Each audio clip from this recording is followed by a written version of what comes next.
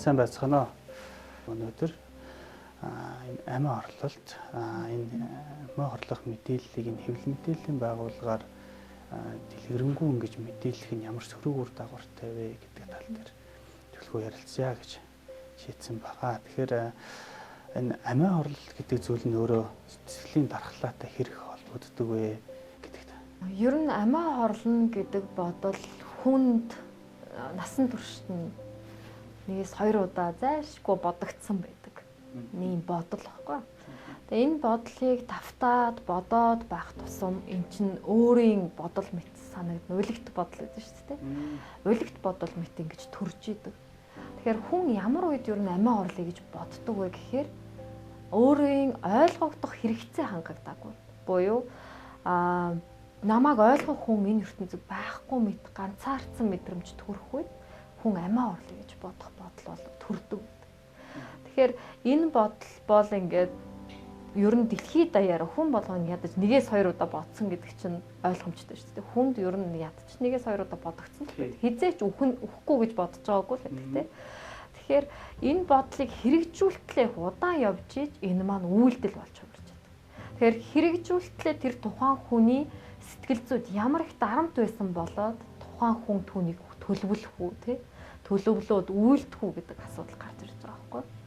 Тэгэхээр хүн амиа хорлыг гэдэг бодол маш хэцүү мэдрэмжээр л илэрхийлэгдэж гараад байна. Би өвчимсэн гэдэг хүртэл бодлыг төрүүлтэл тийм хэцүү мэдрэмж төрсөн. Тэгэхээр ийм хэцүү мэдрэмжийг ихэнх тохиолдолд тухайн хүн хамгийн ойр тойрноос л авч идэг. Тэгээд тухайн хүнийг хэрвээ ойлгодог нэг л хүн гараад ирсэн байсан бол тэр хүн хизээч тэр тухай одоо тэр мэдрэмжийг илэрхийлээд гаргацсан л бол дахиад энийг бодохгүй байх боломжтой. Тэгэхээр нэг тэр хүн хүнээр дутж байгаа хэлбэр гэсэн үг. Хүн хүнээр дутаад өөрийг нь хинч ойлгохгүй дээ гэж бодсны үндсээс гутрал явагдаад гутрал нь төгшүүр болоо. Тэгээ ингээ дамжирсаар байгаад бүр яг амиа орлоо гэдэг эцсийн бараанд дотор очдог.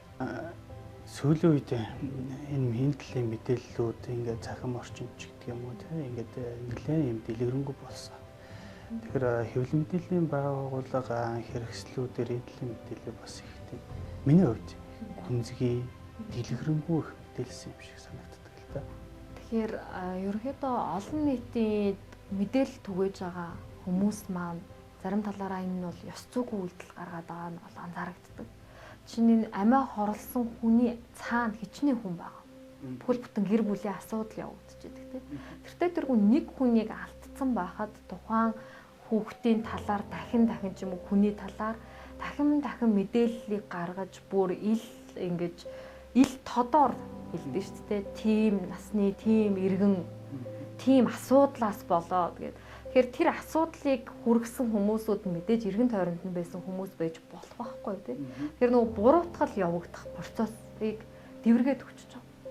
Тэгээд ирэхээр зөвхөн тэр гэр бүлд ийм асуудал тохиолдсон байгаа юм чинь эргээд тэр асуудлыг дэвргэсэн хэн нэгэн тийм. Тэр амиа орлох асуудлыг дэвргэсэн хэн нэгэн маань өөрийгөө буруутгаснасаа болоод амиа орлож болох уу? Болох боломжтой. Ихэнх тохиолдолд ер нь анзаараад байгаа юм бол за би ингэж хэлээгүй байсан бол гэд хүн өөрөө л буруутгадаг.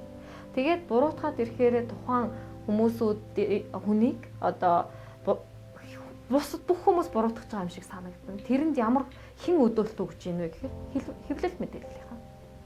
Тэгэхээр хэвлэл мэдээллийнхэн нэгдүгээр энэ чинь газартай, нэр устай, шалтгаантай энэ их уг нь эмзэг асуудал шүү дээ тийм.